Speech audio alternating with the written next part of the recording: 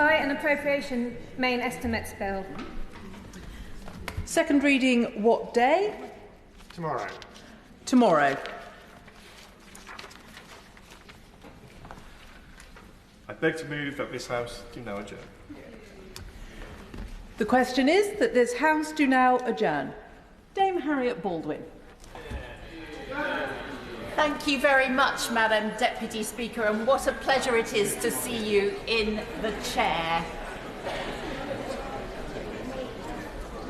I want to thank the Speaker for allocating me one of the earliest adjournment debates in this new Parliament. And what a pleasure you've had this afternoon, Madam Deputy Speaker, to be able to listen to such an excellent array of maiden speeches. My speech is going to be more of a reiteration of some points and less of a novelty, Madam Deputy Speaker, because in fact, at the beginning of the last Parliament, I also was lucky enough to get an adjournment debate, and it was on the subject of these same flood defences that I'm going to elaborate on in a moment. In the last Parliament, we not only had coronavirus at the beginning, but we also suffered in that winter from storms Clara and Dennis. And I'd also like, Madam Deputy Speaker, to congratulate the Flood Minister on her appointment. She and I were colleagues on the Treasury Select Committee. I know how passionately and genuine she cares about flooding issues, and so I look forward to working with her from a part of the world that is also frequently flooded. In West Worcestershire, we realise that we will flood a lot. We have the River Severn running through the middle of West Worcestershire, we have the River Avon, and we have the River Teme, which flows into the River Severn just south of Worcester. And so we accept that flooding is a part of nature. Flooding is a part of what we have in West Worcestershire. But what I've tried to do in the years that I have been fortunate enough to represent the area in Parliament and before is to try and mitigate some of the problems that do arise from being in a very flood-prone part of the world. And last winter we saw again how difficult it can be when you have a very wet winter, and we had many local farmers, residents and businesses who were very grateful for funding from the Flood Recovery Fund after storms Babette and Henk. I give way to the Honourable Lady. I thank the Honourable Lady for giving way. Rural areas are often worst impacted by flood damage, yet they are often deemed less of a priority for flood defences than urban areas. So does the Honourable Member agree that the flood defence grant in aid cost-benefit analysis must be reviewed to ensure that it sufficiently values agricultural and rural communities? The Honourable Lady highlights something that I have grappled with throughout my time as Member of Parliament, and I'm going to move on to the situation in Tenbury Wells in my constituency. I will give way to the Honourable Gentleman in a moment. I want to make a bit of progress because 17 years ago this month, in the middle of summer, we had the most severe flooding for many, many years. It caused massive damage and misery across West Worcestershire. And in fact, it was the Right Honourable Member for Leeds South who was the Environment Minister at the time, and he came in 2007 to see the devastation in Tenbury Wells. And it was at that time that I first started to look into these cost-benefit analyses and the formula that the Honourable Lady raises. So, while accepting that in West Worcestershire we will flood regularly, I think there are many things that we can do to mitigate the misery of being flooded and being flooded regularly. I give way. Madam Deputy Speaker, can I congratulate the Honourable Lady on being elevated to the Deputy Chair. Well deserved and well respected, and everyone in this House is very, very encouraged to see you in that position. Can I first of all, or secondly, congratulate the Honourable Lady for West Worcestershire for bringing this forward? And is the Right Honourable Lady aware that inadequate flood defences mean an increase in homeowners' insurance premiums? They also increase, and that's been noted, and I think in the Right Honourable Lady's constituency, as it is in mine of Strangford. And does the Right Honourable Lady agree that this House and Government must work on a UK-wide approach to ensuring that insurance premiums aren't hiked because defences are inadequate? Thank you. Well, the Honourable Gentleman raises a very important point, and it was indeed after these 2007 floods that the idea of a flood reinsurance scheme came about, and I was glad that when the government came in 2010 that it was something that was established, and it has become somewhat easier to get insurance, but it's also, and I'm going to highlight some examples in my speech, continues to be a challenge, and it will be interesting to hear if the Minister from the dispatch box can confirm whether flood re is going to continue to be a priority of the new government. I've campaigned successfully for many flood defence schemes in West Worcestershire over the years. We have made real progress. In particular, the two schemes that protect Upton upon Severn now have been deployed year in, year out. In fact, they've successfully protected Upton upon Severn from flooding something like 40 times since they were opened in 2013, I think it was. And we've had a bund built along the Defford Road in Pershore. We've had a flood defence gate installed in Kemsey. We've had a gate barrier installed in Uckinghall. A bund built in Powick, and a community scheme is now in place in Callowen. So there's been real progress. And you saw the cumulative impact of the many millions that have been spent on flood defences across West Worcestershire, in the resilience that the communities showed last winter when it was so very, very wet. And I'd like to take this opportunity, Madam Deputy Speaker, to put on record my thanks to previous flood ministers, to the teams at the Environment Agency, to Worcestershire County Council, and to the regional flood defence committees who've helped over time to get these flood defence schemes funded and built. Would you give way? I give way. Thank you. I'm very grateful to have her giving way. And she describes a huge amount of investment that's been going into the River Severn. And she has an awful lot of the River Severn, and she'll be aware that in Bewdley, we've got about £11 million being spent getting Bewdley done against flood defences.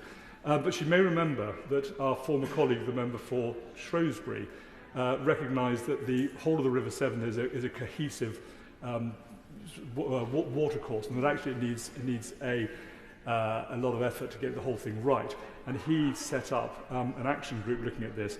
That role now is vacant, and I was wondering if the honourable member would be enthusiastic to take it on, because she would have a lot of support from all of those members of Parliament on what used to be the Blue River Severn, but I think it's a little bit red in places and a bit orange in places. I thought my honourable gentleman made a good pitch for him to take on that role. It was I'd certainly support him, but he is right that all of us who live along the Severn catchment and the rivers that flow into the Severn have a responsibility to work together to make sure that we make progress. With the very wet weather that we had this winter, we also discovered that some of the roads that we kind of accept will close once or twice a year are now closing more frequently, and so I've asked for analysis from both our County Council and the Environment Agency to explore the projections of the frequency with which those closures might happen. And I'm looking to find a solution to the situation with the Hanley Road outside Upton upon Severn, but also the historic Eckington Bridge, where the floodplain is flooding more frequently. We do need to see whether we need solutions to these infrastructure challenges over the next decades to come. I now want to turn to two schemes, Madam Deputy Speaker, that are still not built. And they were the subject of my adjournment debate back in 2020. Does the Honourable Gentleman want to intervene on me? Yes. Thank you, Honourable Lady, for giving way. And just before she moves on to the next 2 points, I just want to touch on the point about the impact on local people. And I wonder whether she would join me in being very concerned at the proposals from the Conservative-run Newcastle and Lyme Borough Council to build on Kill Golf Course, which is many of my constituents very concerned indeed about the potential impact of flooding that may come with such development. And so will she agree with me when it comes to building, councils have to factor in the climate and our natural world? Well, look, I think he needs to have a word with his Deputy Prime Minister about that, because I think he and I may share some concerns about the ability of Whitehall to determine where the concrete is poured across our country.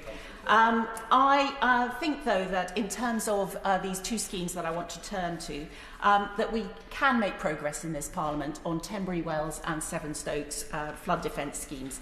I would like the Minister to be the Minister who sees these schemes completed. Tenbury Wells is the most beautiful town, but it is built on a floodplain, and it was built on a floodplain centuries ago.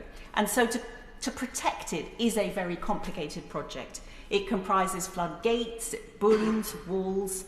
And after my adjournment debate in 2020, to my delight, a funded scheme was agreed. £4.9 million was allocated to move the scheme forward. And on top of this, last year, I secured another £2.5 million from the Frequently Flooded Communities Fund because inflation had taken its toll and construction costs had spiralled. Now we're in a situation where some of those millions have been spent on consultants and on advisors, but the flood defence scheme itself is still stuck on the drawing board and hasn't yet gone to planning. And so I'm going to ask the Minister for an update on that, if I may, when she replies. And then Sevenstoke, the clue is in the name, is another community that sits on a floodplain. And the village, its popular pub, its church and the busy A38 road are frequently flooded. In fact, the village hall had to be pulled down because the parish could no longer afford to insure the property. The church is now struggling with insurance. In the last Parliament, I was pleased to win funding for this scheme as well, including from the Frequently Flooded Communities Fund, and arranged the transport of local topsoil to the place free of charge. But I would also describe that scheme now, Madam Deputy Speaker, as stalled. And in fact, there is a forlorn pile of topsoil in Sevenstoke that sat there again while the village flooded again last winter. And so I would like the Minister to tell me how we can get both these schemes moving again, and importantly, how we get them finished. In April, I had a very helpful meeting with the Environment Agency Chief Executive, Philip Duffy, and the Environment Agency team, and I had another one scheduled for June, but of course the general election intervened. Can I start by asking the Minister if we can reschedule that meeting at the earliest moment to identify how to unblock these two schemes?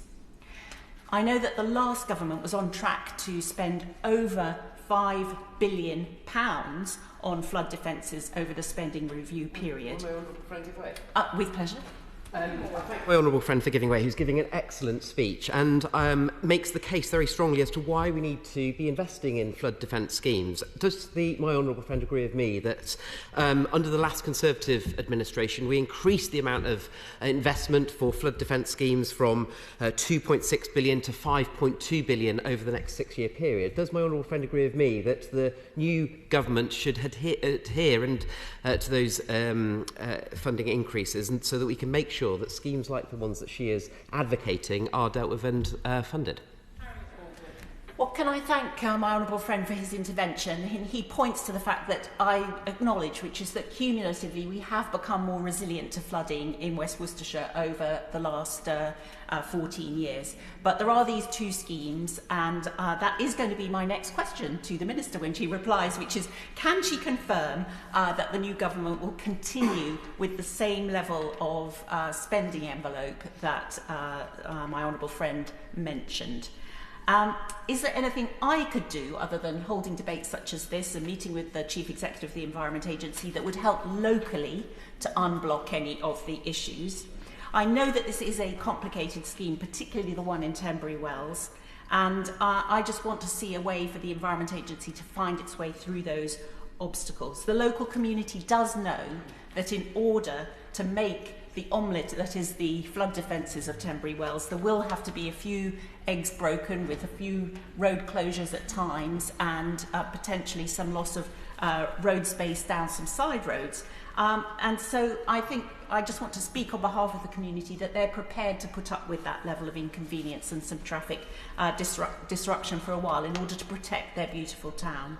Because it can be seen in West Worcestershire that the other examples I've mentioned, particularly Upton-upon-Severn, the long-term benefit of protecting the town is immeasurably huge. So will the Minister, when she responds to this debate, join me in our shared persistence and shared determination to protect these two communities, get these two schemes finally built, preferably before the next serious floods inevitably arrive?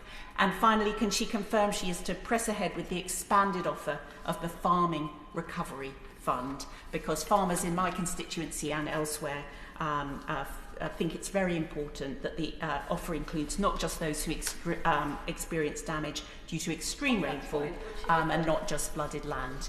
And I have given way already once to the honourable lady, and I'm going to allow the Minister to use the rest of the time, if I may, to respond. Minister Emma Hardy. Thank you very much, and congratulations, Madam Deputy Speaker. It is tonight a situational first. I am giving my first speech as Minister. We have the Madam Deputy Speaker here for the first time, but we have the continuity, of course, of the honourable friend, the member from Strangford, to intervene in the adjournment debate. So as so many things change, we see so many things still remain the same, and long may that continue. And I am equally delighted to be responding on my first debate to the Right Honourable Member for West Worcestershire, who I hold in high regard and esteem, and enjoyed our time together on the Treasury Select Committee. And I'm pleased that it was actually the first debate in which I get to respond to talk to about something in which we had conversations about before I took this role. And I just want to state from the beginning, I am very happy to continue this conversation. I recognise she requested a meeting, more than happy to follow that up.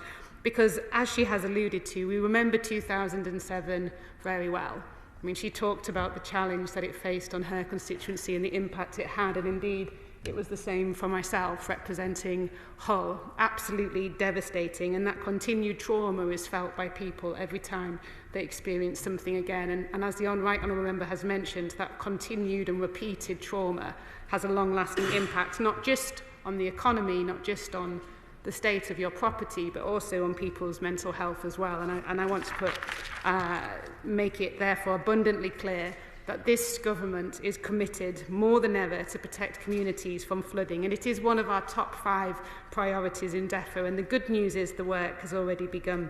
Now, I want to be as open and honest with the Right Honourable Member as I possibly can be. So I've looked in detail at the 2 schemes that I was aware she was raising tonight.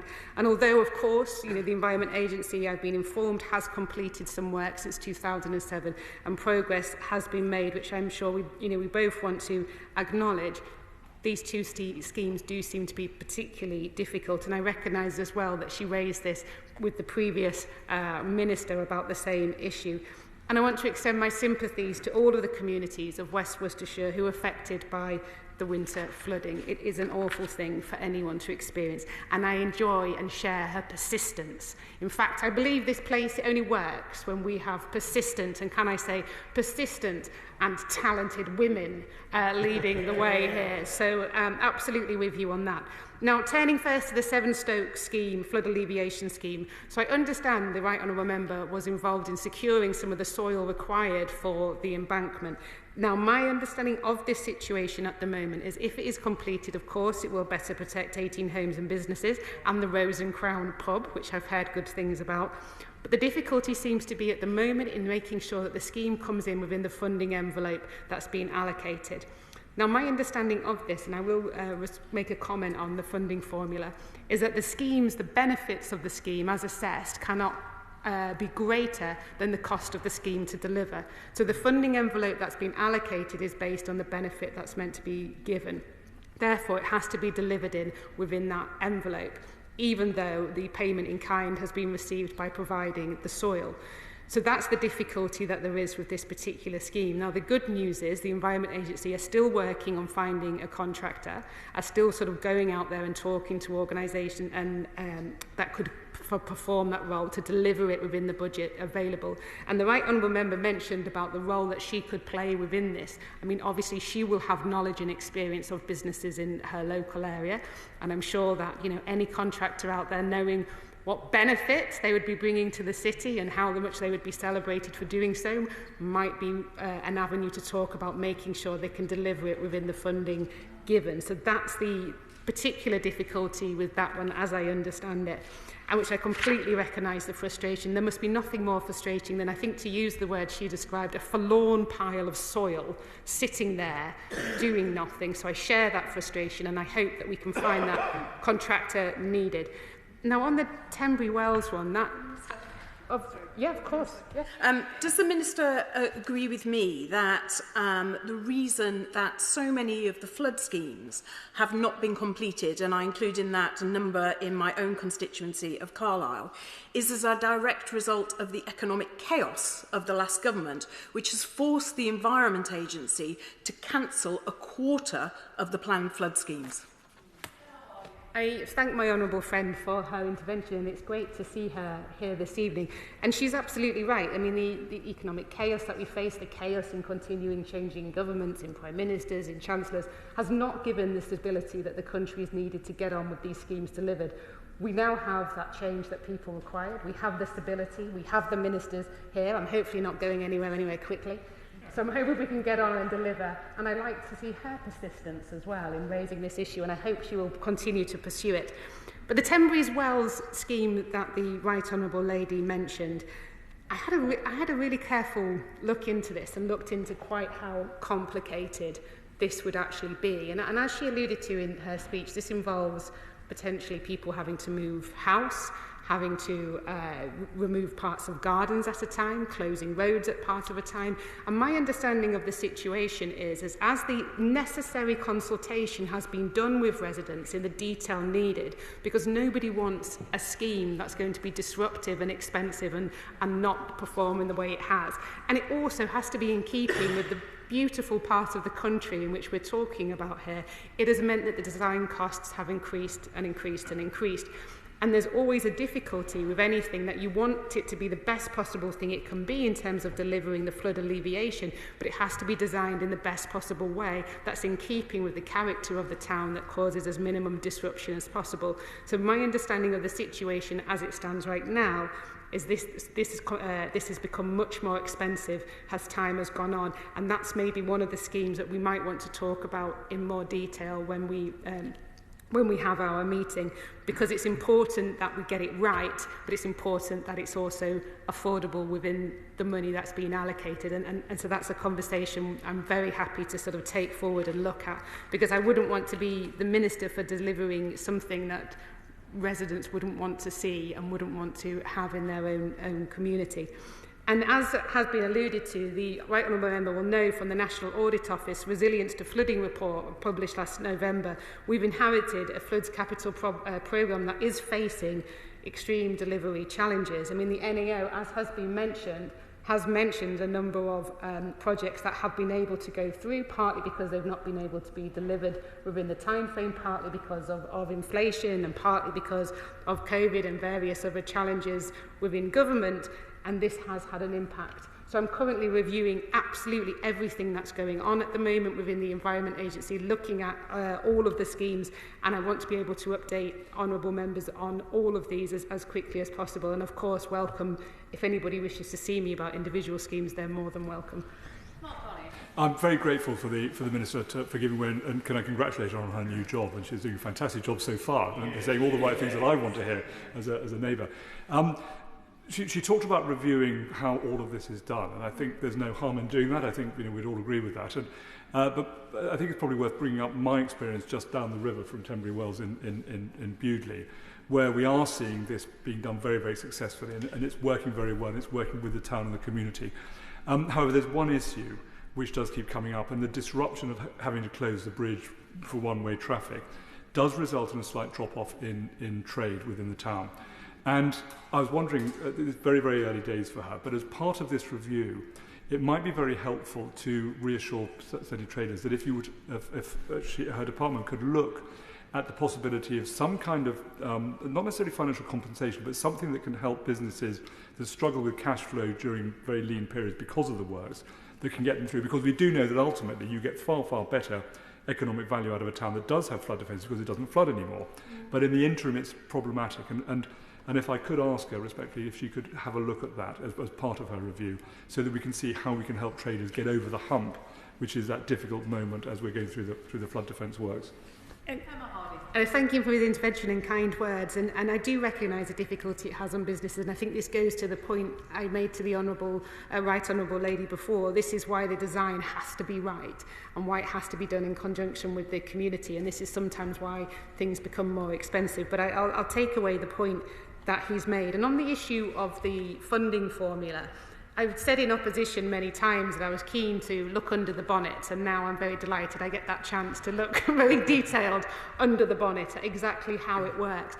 And so that's something I'm sort of reviewing at the moment. I mean, as with any formula, of course, if you pull one lever, it can have unintended consequences elsewhere. So I hope you'll forgive me for not giving in detail exactly which levers I intend to pull. But I think having a clear and transparent understanding about how this works, and from the formula that we have, who are the winners, who are the losers, and what kind of priorities do we want to have, is something that I'm actively going through at this moment, of course. Thank the Minister. Minister, in my intervention on the right honourable lady, I referred to the insurance premiums.